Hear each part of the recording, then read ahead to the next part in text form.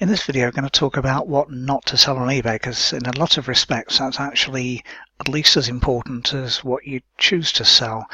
Now with eBay they've got a page that says prohibited and restricted items, and that goes on and on and on. Huge long list there of different things. Some you need permission, alcohol and adult and a couple of other things. Other things basically they're illegal, so you shouldn't be selling them in the first place. Drug paraphernalia. They don't like digitally delivered goods because they've in the past had issues with that. Things like that where there's dodgy stuff. So satellite decoders, chances are you'll probably be able to find these, but they don't like it. And just because someone else is selling it on eBay doesn't mean you're actually allowed to, because they tend to not be, the software can't easily work out what is and what isn't legal. So apart from a few triggers and things, it doesn't do very much. Things like knives, you can use them as a kitchen knife set and things like that, but very little else. And all sorts of other things. So there's lots and lots of things, and if you're not sure, restricted or regulated materials, now that's a weird one because batteries come in everything. So you're thinking, well, why are they doing that? But you can read the full policy if you like. But basically, again, if you're not sure, don't do it. Medicines, again, they're well, yeah, you shouldn't be selling prescription drugs in the UK and that kind of thing. So whatever offensive material, that's quite a large catch-all. So things like that. So just if you're not sure, skim that page and figure out what you can't do. There are some items out there that are restricted but difficult to find out ahead of time. I hadn't sussed that things like smoke alarms and carbon monoxide detectors are you can list them but you can't amend it because the algorithm has then sussed that you shouldn't do it unless it's a brand. So unless you're reselling a brand one, you probably won't be able to get that at the right kind of price. Then steer clear of that. Things like LCD thermometers where you put them, that's a grey area. I'm talking about the ones that you use for health, so you measure your temperature when you think you've got a fever and things like that. They'll ask for certain things like the actual number, and if you're buying from China you can't always guarantee that what they're selling is what they claim it's selling. It's they're not always as ethical as we'd like them to be, let's put it that way. So grey area, be careful on that. Next one, fiddly things that need complicated instructions. Now, that's mainly because people don't read instructions. That's why everything comes with a quick start guide, and you probably don't even read that. So electronics is the kind of thing that falls into the seller beware category. But with care it can work okay. I'm selling one or two electronic items, but a lot of the ones I've looked at are either in a grey area. I looked at using a magnetic car tracker, but again that falls into security and spying side of things. But also when I bought a trial one just to see what happened, the thing was a lot smaller than I wanted. The instructions were on a really small print, maybe 6 or 8 points, something like that, and trying to decipher them, you're thinking never going to do that. So what I've done, not that item but a couple of other ones, I've actually rewritten the instructions. So they're written by someone in England who's actually used the item and has followed through the instructions as they've used it. And you'll find that if you buy this kind of thing, that these instructions, a lot of the time they were written, I've sold some security lights, and the instructions were out of date. They said, I'll use the supplied pin to basically pierce the thing around the batteries, and that wasn't there anymore. You didn't need to do that. So what I had to do with that one was put an extra piece of paper in with it to say, ignore that part of the instruction.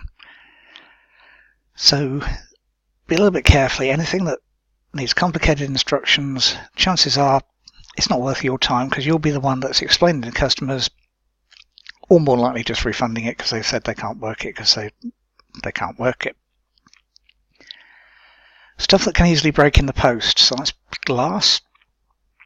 That's something I've personally steered clear of completely because it's just got too high a chance of breaking. And yeah, you can do that, but it's got a high chance of breaking as it comes across from China, and another equally high chance of breaking as it comes across from wherever you are in the UK to somewhere else in the UK. We like to think if we stick fragile on the thing that it's going to be treated as though it's fragile, but if you look at it in practice, you've seen the thing that your postman wheels along the road probably, and that's the most careful part of the journey. Everything else is handled by automated machinery, or it's rattling around in great big vans or train wagons or lorries or anything like that. So most of the time your item will be in a bag with lots and lots of other things, or in the back of a lorry with lots and lots of other things, and if it can break, good chance it will, and then you're responsible for it.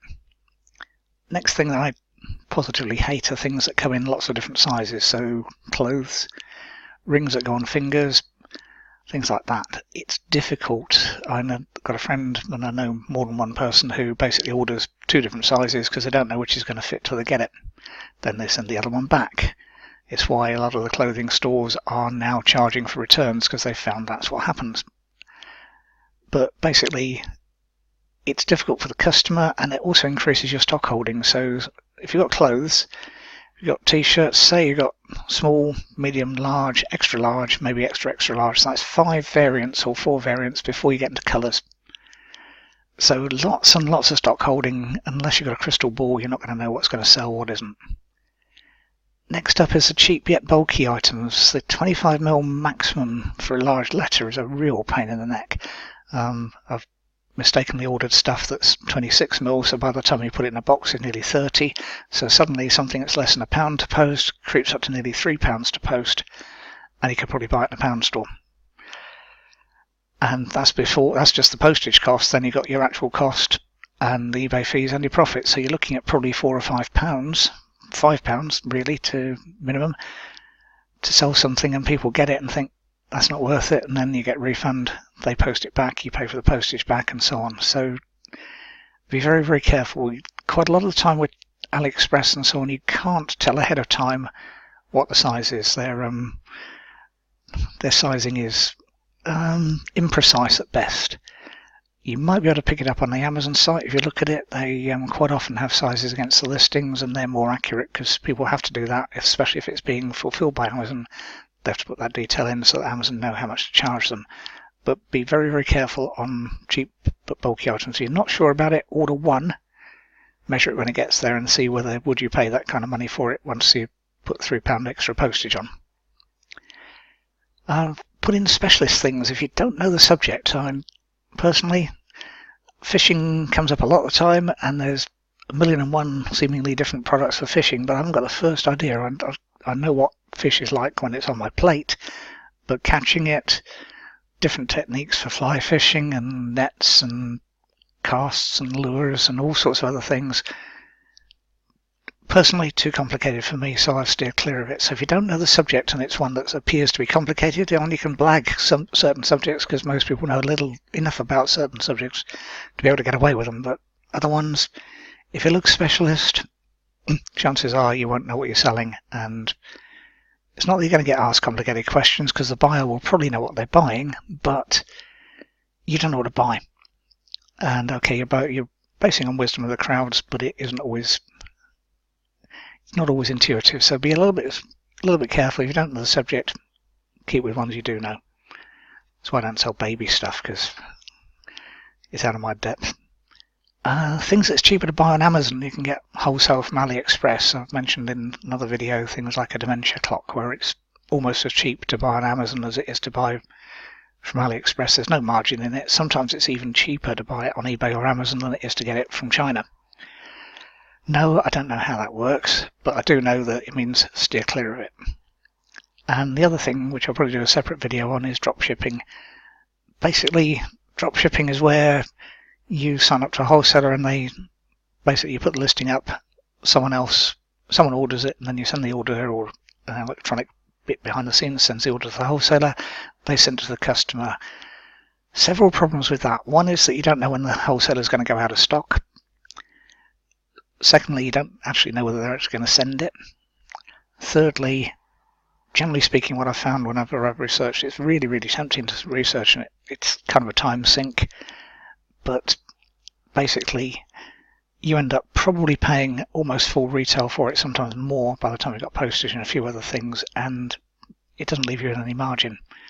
That includes the eBay Amazon arbitrage, that again sounds really good, but there are software programs out there that'll do that, but Amazon don't like it, eBay don't like it, because they're not the best of friends as companies. And again, generally speaking, if there is a margin, it's one of these ones, it's a bit like arbitrage on anything. As soon as it's there, if there's programs out there to analyze it and point you in the right direction, that advantage will disappear. But the main problem there is you really don't know. So you're advertising something, you don't know if the price has changed, you don't know if the item's gone out of stock, you don't know if the spec's changed, all sorts of other implications there. It's just way too fraught. So don't let that put you off. There's lots and lots of things you can sell without any of these issues. So stick with them. The principle, keep it simple, really works. So if you've got a variant, possibly a colour variant, I've done 2, sometimes 3 colour variants, but when something crops into 10 or 20, I don't do it. It's too much stock holding. I've done some Zodiac stuff, but again, by definition, you've got at least 12 variants. And so there's only one design per item.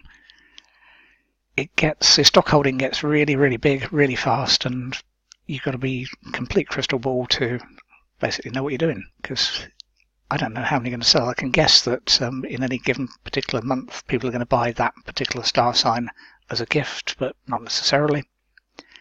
And all sorts of other complications. So keep it simple. Keep away from anything that's prohibited or restricted. Keep away from anything that's dodgy. Keep away from anything that you can just buy cheaper on Amazon, which is a really good competitor to just double check. It's really easy to check. And keep away from stuff that's going to cost you more to post than it does than it's worth. So if you'd like more help with eBay, drop me a message or sign up for my infrequent email newsletter. There's a link below this video. And the main thing, as with everything, is do it, because you'll find out so much more once you actually start working.